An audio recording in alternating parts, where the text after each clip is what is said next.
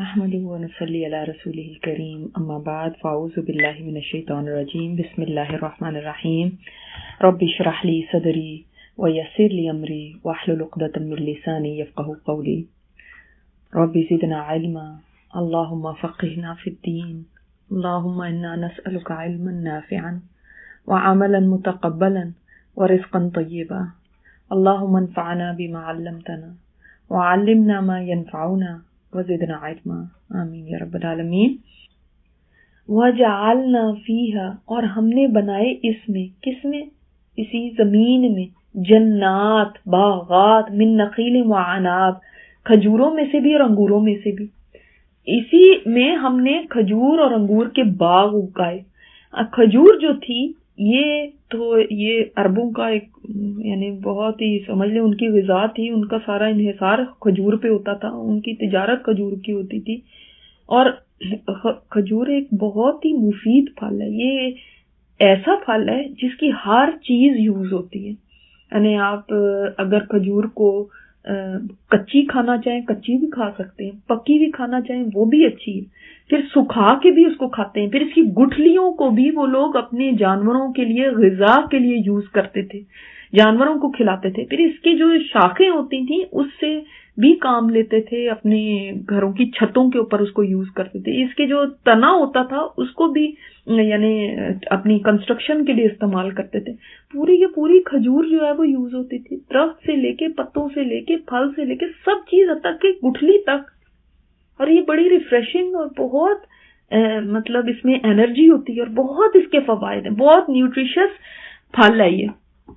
اچھا سبحان اللہ، ہم ایک تو بات یہ کرتے ہیں نا کہ دیکھو پہلے بھی ہم نے پڑھا تھا کہ ہر ایک پھل کے ذائقے الگ، رنگ الگ، شیپ الگ، خوشبو الگ، ٹیسٹ الگ، سب ٹھیک ہے وہ بات صحیح. لیکن آپ نے غور کیا کہ سب کی نیوٹریشنز بھی الگ ہیں. کوئی اس میں وائٹامن سی، اس میں وائٹامن ڈی، اس میں منرل، اس میں فلاں، اس میں پوٹیشیم، اس میں شوگر. یہ کہاں سے آئی؟ مٹی میں کون سی طاقت ہے جو یہ پوٹیشیم بھر رہی ہے، شوگر بھر رہی ہے، وائٹامن سی بھر رہی ہے، وائٹامن ڈی بھر رہی ہے؟ ہم اپنے گھر میں کیک بنانا چاہیں نا تو ایک انگریڈینٹ بھی اگر کم ہو جائے تو نہیں بن سکتا. اور یہاں پہ انگریڈینٹ صرف پانی ہے، پانی مل رہا ہوتا ہے نا پودے کو، اور کیا ہے؟ مٹی ہے، پانی ہے، بس دیٹس اٹ.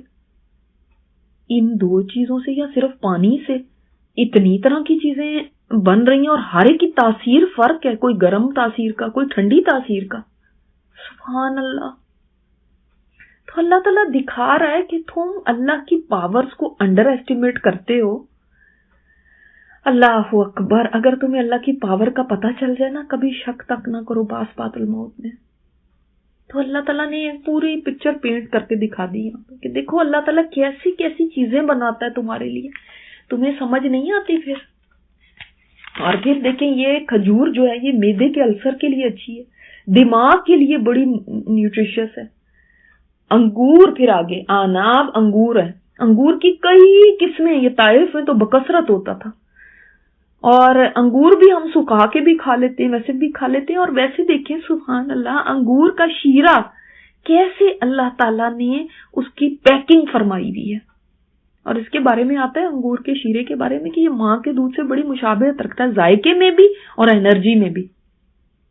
تو کیسے اللہ تعالیٰ نے اس کو باریک سی جھلی کے اندر پیک کیا ہوا ہے، یہ الگ کاریگری. اب آپ اس میں دیکھیں تو آپ کو ایک کاریگری ایسی نظر آئے گی کہ آپ کہیں گے کوئی ایسی پیکنگ کر ہی نہیں سکتا. تو غور کرو، یہ انگور بھی تم کھاتے ہو، کھجور بھی تم کھاتے ہو. کھاتے تو ہم ساری ہی چیزیں اور بھی بہت سی چیزیں کھاتے ہیں، لیکن کتنی دفعہ کھا کے اس بنانے والے کو یاد کرتے ہیں، اس دینے والے کو یاد کرتے ہیں. اور پھر وَفَجَّرْنَا فِيهَا مِنَ الْعُيُونِ، اور ہم نے پھاڑے اس میں چشموں میں سے، اسی زمین کے اندر سے چشمے نکالے. سمندروں کا تو پانی اکثر ہی کھاری ہے اور نمکین ہے، اکثر جو ہے زیادہ تر اس سے انسان فائدہ نہیں اٹھا سکتا. لیکن جب اللہ تعالیٰ سبحان اللہ اسی پانی کو اٹھاتا ہے، اور واٹر سائیکل کا جو پورا پروسیس ہے وہ ہوتا ہے، اور یہی پانی بارش کی صورت میں زمین پہ آتا ہے تو میٹھا بھی ہوتا ہے، سافٹ واٹر بھی ہوتا ہے، ہارڈ نہیں ہوتا، کھارا بھی نہیں ہوتا. دیکھیں اگر غور کریں نا تو زبان سے بے اختیار رب کی تسبیح نکلے گی کہ رب نے کیسے ہماری ضروریات کا خیال رکھا ہے. وہ تو پھر کھاتے رہتے تم وہیں سے پیتے رہتے پانی، جیسا مرضی پانی تھا، جو مرضی کرتے. لیکن اللہ تعالیٰ نے کیسا انتظام فرمایا، کہیں چشمے ہیں، کہیں پہاڑوں کی چوٹیوں پر برف کی صورت میں پانی کو پریزرو کیا ہوا ہے، کہیں دریا ہیں، کہیں جھرنے ہیں. کیسی کیسی اللہ تعالیٰ نے چیزیں بنائی. اور اس میں آنکھوں کی بھی لذت ہے، دیکھنے میں بھی خوبصورت. لوگ شوق سے کھجور اگاتے ہیں، آپ انگور کی بیلوں کو دیکھیں وہ کتنی خوبصورت لگتی. آنکھوں کی بھی لذت ہے اور کھانے میں بھی اچھی اور ضرورت بھی پوری کرتی ہے.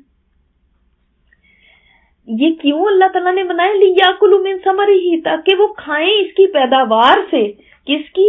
یعنی یہ حب بھی، نخیل بھی، عناب بھی، ان سب پیداواروں سے کھائیں تاکہ تم کھاؤ. تمہیں کھلانے کے لیے اللہ تعالیٰ نے دسترخوان بچھا دیا اس کائنات میں. سبحان اللہ، اس زمین کے اوپر بچھا ہوا ہے تاکہ تم کھاؤ. آپ کسی مہمان کو اپنے گھر بلاتے نا تو آپ طرح طرح کی لیتے، آپ یہ کھائیے، آپ یہ کھائیے. یہ آپ کی طرف سے اکرام ہوتا ہے، اس کو عزت دینا ہوتا ہے. اللہ تعالیٰ نے انسان کو کتنی عزت دی، اس کے لیے چھلکے اور بیج اور ایسے بھوسا وغیرہ نہیں رکھ دیا کہ یہ کھا لو. جانور بھی تو کھاتے ہیں وہ چیزیں. کتنی طرح کی چیزیں تمہارے لیے اگائیں، فرق طرح کے ذائقے. ایک ذائقہ نہیں سارے پھلوں کا رکھ دیا. مٹھاس سب میں ہے لیکن مٹھاس بھی سب کی الگ الگ، فرق. کسی دن ہمارا جی چاہتا ہے آج ہم کیلا کھائیں، کسی دن جی چاہتا ہے آم کھائیں، کسی دن جی چاہتا ہے کھجور کھائیں. سارے ہی میٹھے ہیں، مگر دیکھیں سبحان اللہ مٹھاس میں بھی فرق. اللہ اکبر. اللہ تعالیٰ فرماتے ہیں کہ یہ اس لیے ہے تاکہ وہ کھائیں اس میں سے. یہ رب نے اس لیے اہتمام فرمایا. کتنا بڑا اہتمام ہے نا یہ. وَمَا عَمِلَتْهُ أَيْدِيهِمْ، اور حالانکہ ان کے ہاتھوں نے تو نہیں یہ سب کیا. اس کے دو معنی ہیں. ایک تو ماں کا معنی نہیں، کیا مطلب کہ اس میں سے کچھ بھی انہوں نے خود تو نہیں پیدا کیا. یہ تمہارے اپنے ہاتھوں کا کرشمہ تو نہیں ہے. یہ جو رنگ برنگی چیزیں ہیں تمہارے لیے جو پھیلی نہیں ہے ہر طرف، یہ جو مختلف پھل ہیں، یہ جو اناج ہے، اس میں سے کچھ بھی تم نے خود نہیں بنایا. افلا یشکرون، پھر کیا وہ شکر ادا نہیں کریں گے؟ شکر کیوں نہیں کرتے؟ اکثر دیکھا گیا کہ نعمتوں کی جس قدر بہتات ہوتی ہے نا، اسی قدر انسان ناشکرا ہوتا ہے. اگر بھوک پیاس کاٹی ہو نا تو روٹی بھی بڑی لذیذ لگتی ہے، اور اگر انسان نے کبھی بھوک پیاس ہی نہ دیکھی ہو تو پھر روٹیاں اٹھا کے گاربیج میں پھینکتا ہے. کسی نے کہا نا کہ قدر نعمت بعد زوال نعمت ہوتی ہے. قدر نعمت کی تبھی آتی ہے جب نعمت کا زوال ہو جاتا ہے. جب نعمت انسان کے ہاتھ سے چلی جاتی ہے تو پھر انسان ان کی قدر کرتا ہے. آپ دیکھ لیں واقعی ہمارا یہ مزاج ہے، ہم کسی بھی نعمت کی قدر تب کرتے ہیں جب ہم سے چھن جاتی ہے. چاہے وہ مال ہو، چاہے وہ کھانا پینا ہو، چاہے وہ صحت ہو، چاہے وہ جوانی ہو، چاہے وہ ماں باپ ہو، چاہے کوئی بھی آپ دیکھ لیں. ہمیں تب یاد آتا ہے جب وہ ہم سے چھن جاتی ہے. کیا ہم یہ انتظار کرتے ہیں کہ کوئی نعمت ہم سے چھن جائے تب ہم اس کی قدر کریں گے؟ یہ قرآن بھی ہمارے لیے نعمت ہے، یہ سیکھنا بھی ہمارے لیے نعمت ہے. ہم اس کی شکر گزاری کرتے ہیں؟ ہم یہ سوچتے ہی نہیں نا کہ اللہ تعالیٰ نے ہمیں یہ کتنی بڑی چیز ہے جو بغیر کسی ہماری اپنی ایفرٹ کے ہمیں دی ہوئی. اب کھانے پینے میں دیکھ لیں، اب ہم کبھی سوچتے نہیں ہیں، کبھی غور نہیں کرتے کتنے سٹیپس ہیں، کتنے سٹیجز سے گزر کے یہ ہمارے تک ایک روٹی پہنچتی ہے. ایک بزرگ کے سامنے کسی نے ایک سائڈ سے جلی ہوئی روٹی رکھ دی تو ایک آدمی نے آ کے اس کو اٹھا کے پھینک دیا. وہ بولے کہ دیکھو کسان سحری کے وقت اٹھا جب سارا زمانہ سو رہا تھا، اس نے ہل جوتا، زمین کو پھاڑا، پھر کئی دن تک زمین کو نرم کرتا رہا، پھر وہ بیج ڈال کے گیا، پھر اس کے اوپر ہل چلایا، پھر اس نے پانی دیا، اور وہ پانی بھی کنویں پہ بیل جوت کے، انہوں نے جو بیل ہوتے ہیں اس سے کے ذریعے پانی نکالا کرتے تھے نا، انہوں نے پانی نکالا، پھر جا کے کہیں کھیت کو پانی ملا. اس کے بعد جب روئیدگی پیدا ہوئی، یعنی اب تھوڑا سا وہ اس میں نکلے، گرینری آئی، تو جڑی بوٹیاں بھی ساتھ آ گئی. تو کسان پہلے تو صرف خود اکیلا ہی کام کرتا تھا، اب اپنے بچوں کو بھی ساتھ لے کر آیا اور ایک کونے سے لے کے دوسرے کونے تک ساری جڑی بوٹیاں نکالتا رہا، اور اس میں کئی دن لگ گئے. پھر پانی دیتا رہا، پھر پانی دیتا رہا. کہیں رب نے بھی رحمت فرمائی، بارش برس گئی، اور کبھی بارش نہیں ہوتی تو پھر وہ بیل کو جوتتا اور پانی نکالتا. پھر چاند کی چاندنی تھی جس سے اناج میں رس پیدا ہوا، سورج اس کو پھر پکا کرتا رہا. پھر کہیں جا کے گندم پکی، تو تب کتنے سارے لوگ شدت کی گرمی میں، سخت دوپہروں میں اس کو کاٹنے میں لگ گئے، پھر اس کو باندھنے میں لگے. پھر کچھ دنوں کے بعد اس کے پھر خوشے الگ کیے گئے، اناج الگ کیا گیا، بھوسا الگ کیا گیا. پھر اناج کو دوبارہ دھویا گیا پانی سے، پھر سکایا گیا، پھر چکی میں اس کو ڈالا گیا. چکی کسی نے چلائی ہوگی نا، پیسا ہوگا اس کو. پھر آٹا گھر لایا گیا، پھر گھر کا مالک پانی لے کر آیا جا کے، پہلے زمانے میں کنویں سے لاتے تھے، لے کر آیا. پھر اس کی گھر والی نے آٹے کو گوندا، پھر وہ لکڑیاں لے کر آیا کاٹ کے، پھر اس نے لکڑیاں جلائیں اور توا اوپر رکھا، پھر پیڑا بنایا، پھر روٹی ڈالی. اتنا بڑا سلسلہ چلا ایک روٹی کو بنانے میں، ایک روٹی کو. سبحان اللہ. اور تو نے ایسے ہی پھینک دیا اس کو. تو ہم سوچتے نہیں ہیں نا، ایک روٹی بنانے میں، یا ہمارے سامنے طرح طرح کے سالن پڑے ہیں، اب ہمیں کوئی قدر ہی نہیں ہے. اتنا سا کھایا، اتنا پھینکا، اتنا جھوٹا کیا، اتنا گاربیج کیا، کوئی فرق نہیں پڑتا. کوئی بات نہیں، اور لے آئیں گے. اس کو تو کنجوسی سمجھا جاتا ہے کہ ہم جو ہے نا، اگر گلاس کے اندر کوئی مشروب ہے تو ہم اس کو پورا پی لیں. پورا کیوں، تھوڑا سا چھوڑنا چاہیے تاکہ ہم بتائیں کہ ہم بھوکے تھوڑی ہیں. ہماری تو ناشکریوں کے یہ حال ہے. تو اتنا لمبا سفر ہوتا ہے ایک چیز کو ہمارے تک پہنچنے میں، پھر بھی انسان شکر نہیں ادا کرتا. اور انسان کو چونکہ آسانی سے مل جاتی ہے تو اس کے نہ لہجے میں شکر ہوتا ہے، نہ اس کو کوئی اس کا احساس ہوتا ہے.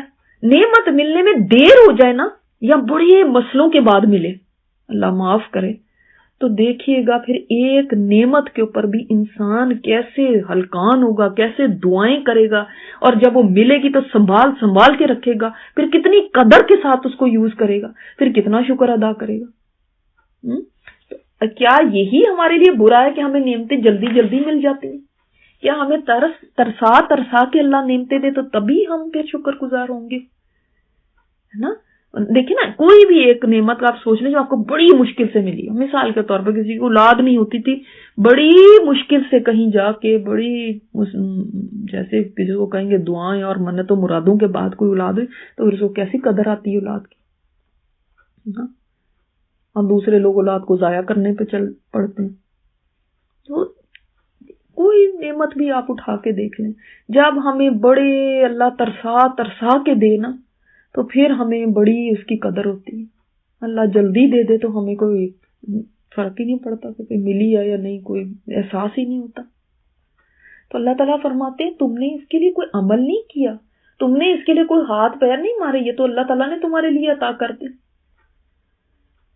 تو نہ تم نے گندم خود اگائی، نہ تم نے اس کے اندر سے کوئی وہ جو اس کی نیوٹریشن ہے وہ خود اس کے اندر پیدا کی، کوئی ایسی چیز نہیں کی. اور دوسرا اس کا معنی ہے وَمَا عَمِلَتْهُ أَيْدِيهِمْ، اور جو کیا اس کام کو ان کے ہاتھوں نے. جو کا معنی اگر ماں کا لیں تو جو ان کے ہاتھوں نے کیا، یعنی ہم نے یہ چیزیں اگا دی، اس کے بعد ان کے ہاتھوں نے اور چیزیں اس سے بنائیں. اس کا مثلاً ہے کوئی کھجور ہے یا انگور ہے، اس کا مربع بھی بنایا، اس کی چٹنیاں بھی بنائی، اس کے اچار بھی ڈالے، اس کے جوس بھی نکالے، اس کے ملک شیک بھی بنائے، اس کی چاٹ بھی بنائی، اس کی کیا کیا چیزیں. پھر اناج کو دیکھ لیں آپ، جو دانہ ہے آپ کا، تو پوری بیکری جو ہے، بیکری جو آپ کی بیکری کی فوڈ انڈسٹری جو ہے آپ کی، وہ ساری چلتی ہی میدے پہ ہے. وہ میدا کہاں سے آیا؟ وہ اسی سے آیا نا، گرین سے. پھر دوائیں بھی ان چیزوں سے بن رہی ہیں، پھر کیا کیا، حتیٰ کہ دیکھیں یہ کھجور کی یہاں پہ بات آئی تو کوئی اور پھل ایسا نہیں ہے جس کے اندر کے بارے میں یہ فرمایا گیا ہو کہ نبی صلی اللہ علیہ وسلم نے فرمایا 7 اجواء کھجوریں صبح نہار منہ کھا لو گے تو نہ زہر کا اثر ہوگا اور نہ ہی جادو کا۔ تو دیکھیں سبحان اللہ، کیا کیا تاثیریں اللہ تعالیٰ نے ان میں رکھی ہیں۔ تو اللہ تعالیٰ نے زمین کو بنجر نہیں رکھا، اس کی سیرابی کی، اس کے اندر نہری نظام چلایا، ندیاں نالے چلائے، بادل نچوڑے اس کے اوپر، چشمے بہائے اس کے اوپر، اور پھر اس میں سے چیزیں نکالی۔ آپ یہ بھی سوچیں، جو رب زمین کو بنجر نہیں رہنے دیتا اور اس کو ہرا بھرا کرتا ہے اور اس کے لیے کتنا نظام چلاتا ہے تاکہ یہ سیراب ہو، یہ زندہ ہو جائے، جو زمین کو خالی نہیں رہنے دیتا، اس سے سبزہ اگاتا ہے، وہ رب کیا چاہے گا کہ دل بنجر رہ جائیں اور ان پہ کچھ نہ اگے؟ کیا وہ نہیں چاہے گا کہ یہ دل بھی زندہ ہو جائے؟ اسی کی خاطر اس نے کتابیں بھی اتاری، رسول بھی بھیجے، تاکہ دلوں کی بستیاں اجڑی بھی نہ رہیں، بنجر نہ رہیں، زندہ ہو جائیں۔ تو ایک زمین کے لیے اس نے اتنا انتظام کیا، انسان کے لیے کیا نہیں وہ کرتا؟ اس نے انسان کے لیے اس سے بھی بڑھ کے انتظام فرمایا۔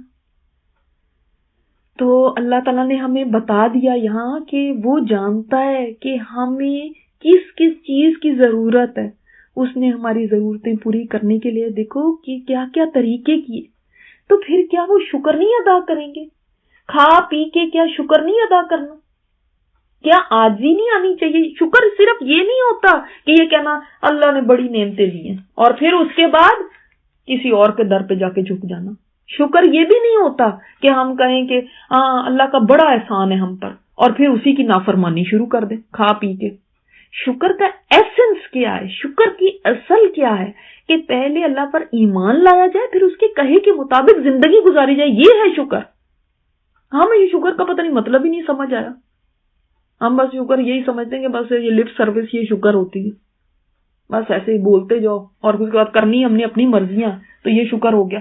جو پیٹ میں ہے وہ اس کا دیا ہوا ہے، جو پیٹ ہے وہ بھی اس کا دیا ہوا ہے، جسم بھی اس کا دیا، سب کچھ اس کا دیا ہوا ہے، پھر اس کے بعد کہنا کہ وہ بس ٹھیک ہے شکر کا ادا کر تو لیا، یہ کہہ کے کہ ہاں شکر ہے بس دیا اس نے، لیکن زندگی میں اپنی مرضی سے گزاروں گی۔ یہ زندگی دی بھی اسی کی ہے، پھر اس کے کہنے پہ نہیں چلنا۔ جب تم مان لیتے ہو نا کہ واقعی سب اللہ نے دیا ہے، مان گئے نا یہ کہ واقعی اللہ نے، کیسے نہ انسان مانے، ورنہ کیا کہے گا کس نے دیا ہے پھر؟ تو جب تم مان لیتے ہو تو پھر اس کی کیوں نہیں مانتے؟ اس کے آگے جھک کیوں نہیں جاتے؟ اس کی شکر گزاری میں بچھ کیوں نہیں جاتے؟ جبکہ ریئلائز کرتے ہو کہ یہ اگر اللہ نہ پیدا کرتا تو ہم تو سروائیو ہی نہیں کر سکتے تھے، ہم زندہ نہیں رہ سکتے تھے، اس کے دیے ہوئے کے بغیر ہماری سانس نہیں چل سکتی، پھر تو تم محتاج ہو اس کے۔ جب یہ بات سمجھ آتی ہے تو پھر ایسی ہستی کے آگے جھکتے کیوں نہیں؟ اللہ اکبر۔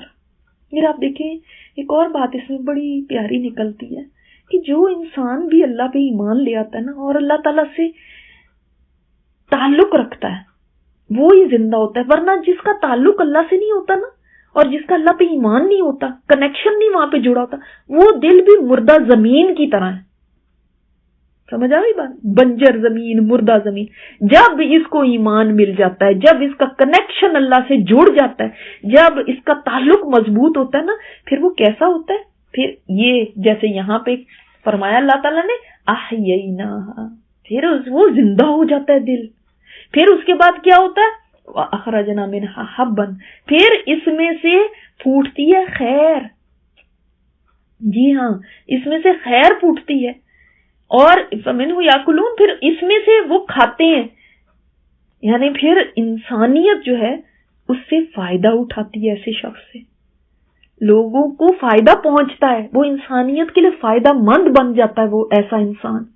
پھر جی وہ تقویٰ کے سٹیپس مدارے چڑھتا جاتا ہے، تقویٰ میں اور آگے جاتا ہے، تو اس کی خیر اور بڑھتی جاتی ہے، وہ ایک باغ بن جاتا ہے جس میں کہیں نخیل ہے، کہیں اناب ہے، ہر طرح کی خیر اس میں سے نکل رہی ہے۔ سبحان اللہ، اللہ اکبر. پھر یعنی وہ اپنے خاندان کے لیے کہیں اپنے ہمسایوں کے لیے، کہیں اپنے دوستوں کے لیے، کہیں اپنے تعلق والوں کے لیے، سب کے لیے خیر کا باعث. جیسے کہیں نخیل ہے، کہیں اناب ہے، ڈفرینٹ سب کی خیر ہے نا. اور پھر جو علم اس کے اندر ہوتا ہے، یعنی آپ صلی اللہ علیہ وسلم نے علم کو بھی پانی سے تشبیہ دی ہے نا. تو یہ پانی یہاں پہ کہ اللہ تعالیٰ پانی اس میں سے نکالتا ہے، زمین سے پانی پھوٹتا ہے. تو اس کے علم سے بھی علم کے طالب اپنی پیاس بجھاتے ہیں. اس کا علم ان کو فائدہ دیتا ہے. یہ علم لیتا ہے، پھر اس علم سے دور دور تک انسانیت کو یعنی فائدہ ہوتا ہے، جیسے چشمے سے ہوتا ہے. سبحان اللہ. تو یہ ایک جیسے ہم نے شجرہ طیبہ کے بارے میں پڑھا تھا نا، تو یہ وہ بن جاتا ہے پھر. سبحان اللہ.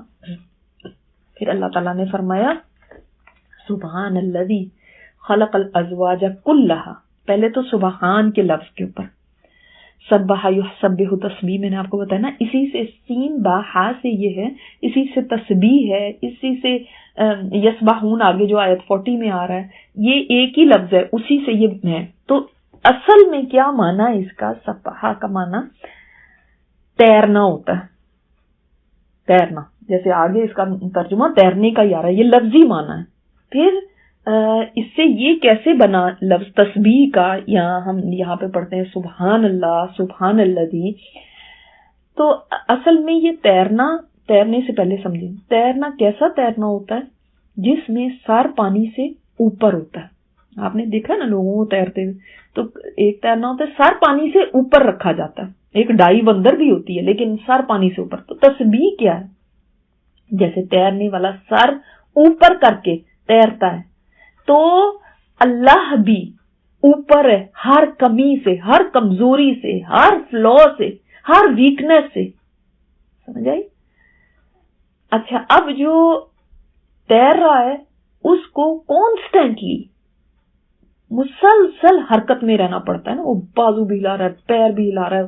اگر وہ حرکت بند کر دے تو کیا ہوگا؟ ڈوب جائے گا.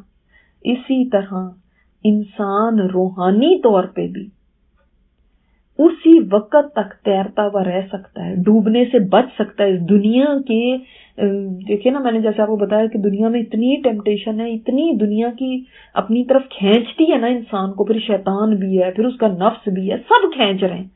ایسے میں انسان ڈوب سکتا ہے، لیکن کیا چیز اس کو تیراتی رہتی ہے؟ وہ اللہ کی تسبیح ہے. سبحان اللہ. دیکھا ہم نے کتنا پیارا کانسیپٹ ہے اس کے پیچھے تسبیح کے. سمجھ میں آیا کہ نہیں؟ تو اللہ تعالیٰ فرماتے سبحان الذی، پاک ہے وہ ذات. اللہ تو بہت بلند ہے، اس سے جو یہ باتیں کرتے ہیں اور سمجھتے ہیں اور شریک ٹھہراتے ہیں، اس نے وہ ذات ہے جس نے پیدا کیا سب کو جوڑوں جوڑوں کی شکل میں، جوڑے جوڑے سب کے بنائے. اور کن میں جوڑے بنائے؟ مما تنبت الارض، جو اگاتی ہے زمین، اس میں بھی جوڑے ہیں. اور پہلے اس زمانے میں 1400 سال پہلے لوگوں کو نہیں پتا تھا کہ یہ باٹنی میں، پلانٹس میں، اس میں بھی جوڑے ہوتے ہیں، لوگ نہیں جانتے تھے. لیکن آج وہ کہتے ہیں کہ اے سیکشول پلانٹس نہیں ہیں، کہ ان کے اندر ہی میل فیمیل ہے اور وہ اندر ہی ان کے پروسیس ہوتا ہے اور وہ ریپروڈیوس کرتے ہیں اپنے ہی اندر سے. ہر چیز میں پیئر ہے، ویسے بھی میل فیمیل بھی ہیں. کھجور بھی اگر آپ ایک لگا دیں اور وہاں پہ کوئی اور کھجور نہ ہو نا اس علاقے میں، تو وہ کھجور نہیں چلے گی، کیونکہ اگر وہ میل ہوگی یا فیمیل ہوگی، اس کو جوڑا چاہیے. سبحان اللہ. تو پلانٹس میں بھی جوڑے ہیں. اسی طرح وَمِنْ أَنفُسِهِمْ، ان کے اپنے نفسوں میں بھی، یعنی انسانوں میں بھی جوڑے ہیں. وَمِمَّا لَا يَعْلَمُونَ، اور ان میں بھی جوڑے ہیں جن کا تمہیں علم ہی نہیں، اور تمہارے پاس تو قلیل علم ہے. سبحان اللہ. اللہ تعالیٰ نے میسج دے دیا نا کہ تم اپنے علم کو بہت سمجھتے، تمہارے پاس تو کچھ علم نہیں.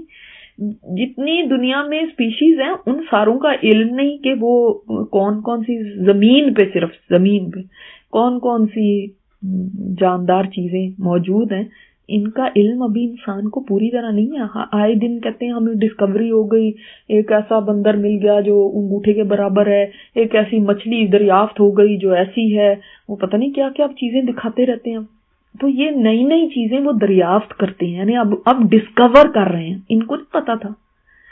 اور پتہ نہیں کتنی ہی ابھی مخلوقات ہیں جن کا نہیں پتا، ما لا یعلمون، جو نہیں وہ جانتے. جب مخلوق کو ہی نہیں جانتے تو جوڑوں کو کیسے جانیں گے؟ آگے تو بہت جانا تو دور کی بات ہے. اللہ تعالیٰ نے دیکھے کیسے ہر چیز میں فرمایا جوڑا رکھا ہے. اب جوڑے کا مطلب صرف یہ نہیں ہے کہ نر اور مادہ، بلکہ اپوزٹ تو جوڑے ہو سکتے ہیں. ایک جیسی چیز بھی جوڑا ہوتی ہے، جیسے ہم کہتے ہیں جوتی کا جوڑا، پیئر آف شوز کہتے ہیں نا، حالانکہ وہ ایک جیسے ہوتے ہیں. تو جو دو ایک جیسی چیزیں ہوتی ہیں ان کو بھی کہہ دیتے ہیں جوڑا، یا کہتے ہیں بھائیوں کی جوڑی، دو بھائیوں کی جوڑی ہے یہ. تو اسی طرح مرد عورت بھی جوڑا، اسی طرح سے کھٹا اور میٹھا جوڑا ہے، اسی طرح کوئی چیز کالی ہے اور کوئی سفید ہے وہ جوڑا ہے، دن اور رات کا جوڑا ہے، سورج اور چاند کا جوڑا ہے. کیونکہ آگے بھی آئے گی بات یہ جوڑوں کی شکل میں جو سورج اور چاند ہے کہ ایک ٹائم پہ نہیں آتے، ایک آتا ہے پھر دوسرا آتا ہے، پھر اس طرح یہ بھی جوڑا ہوتے ہیں. اسی طرح ابن عاشور کہتے ہیں کہ اس سے مراد یہ بھی ہے کہ ویرائٹی جو ہے، اتنی طرح طرح کی جو چیزیں، یہ بھی ایک طرح سے یہ کہہ سکتے ہیں کہ ازواج ہے.